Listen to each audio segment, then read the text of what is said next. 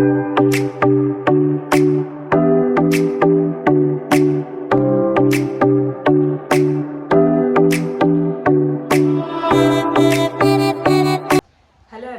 कैसे हैं आप लोग। उम्मीद करती हूँ स्वस्थ होंगे और मस्त होंगे।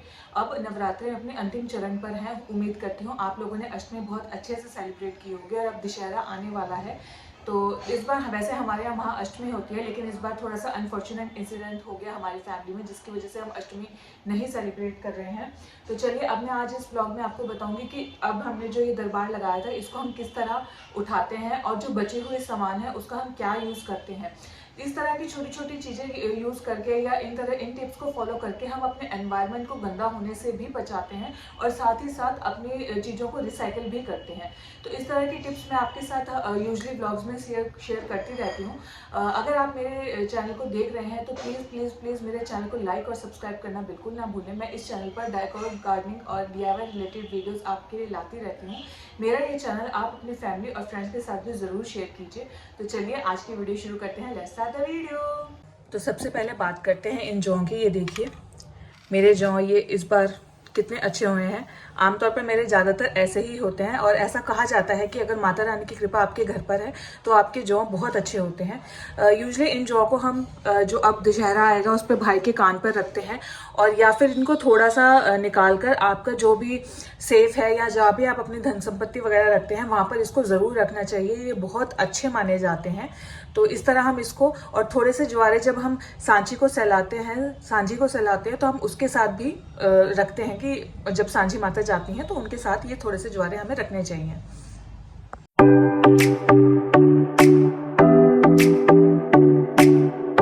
करते हैं ये हवन की राख की, जो ये राख होती है मैं ज़्यादातर इन्हें अपने प्लांट्स में डाल लेती हूँ। और अगर आप वेजिटेबल गार्डनिंग कर रहे हैं और आपने पालक लगाया हुआ है जिसका आजकल सीज़न है, आप उसमें भी इसे डालिए। बहुत अच्छा ये काम करती है।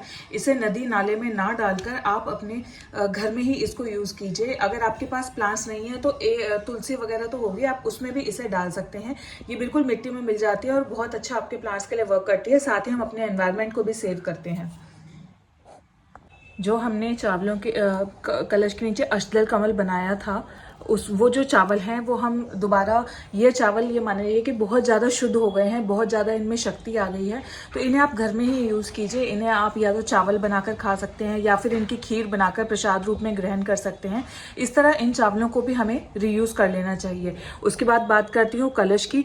ये जो नारियल है इसे ज़्यादातर लोग प्रसाद में यूज़ कर लेते हैं, अपने घर में ही यूज़ कर लीजिए। और जो ये जल है ये 9 दिन माँ के सामने रखा गया था तो ये बहुत ज़्यादा पवित्र हो गया है। इसके कुछ छींटे आप अपने घर में, पूरे घर में हर कोने पर दीजिए, जिससे इसकी जो पवित्रता है वो आपके सारे घर में जाएगी। किसी तरह की नेगेटिव एनर्जी आपके घर में प्रवेश नहीं कर सकती। ये बहुत अच्छा और शुभ जल माना जाता है।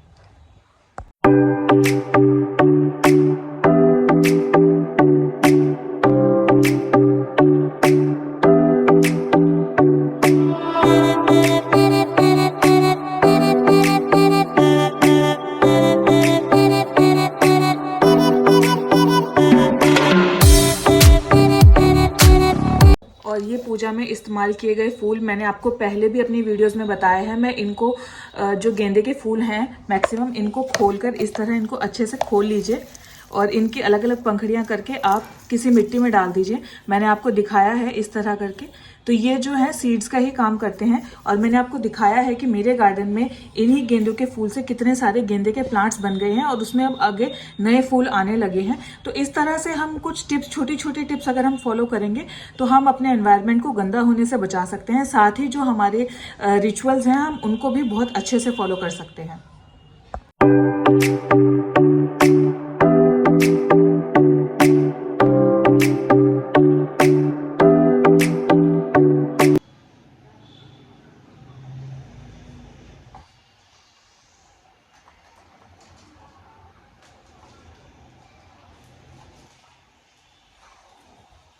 जैसे कि मैंने आपको पहले भी बताया था कि जो श्रृंगार का सामान मैं माता रानी को भेंट करती हूँ वही श्रृंगार का सामान मैं खुद यूज़ कर लेती हूँ। अब इस सामान को मैं करवा चौथ पर यूज़ कर लूँगी। तो इससे बड़ा सौभाग्य तो किसी के लिए कुछ भी नहीं हो सकता कि जो माता रानी इस्तेमाल कर रही है सामान वो बाद में हम यूज़ कर लें। और जो ये 9 दिन हमने प्रसाद लगाया है वो जो हम बाद में घर पे ही प्रसाद रूप में ग्रहण कर लेते हैं।